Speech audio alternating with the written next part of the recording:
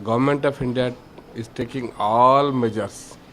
War is the last option. Till then, Government of India first they have government they declared that the Indus Valley Treaty is already null and void now. It is suspended now.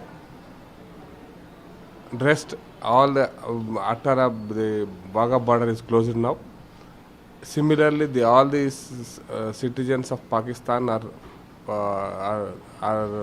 asked to leave the country, and in such measures, the banning the exports and imports from Pakistan is also one such measure to pressurize the government of Pakistan to come down and take necessary action, stern action against the terrorists.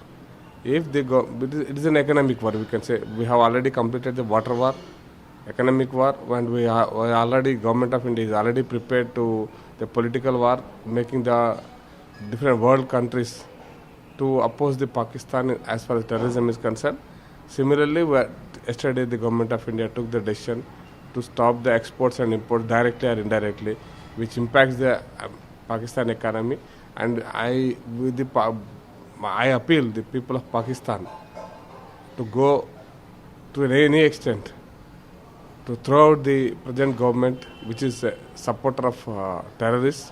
In future, they don't elect any person, any party or any government which supports the terrorists directly or indirectly.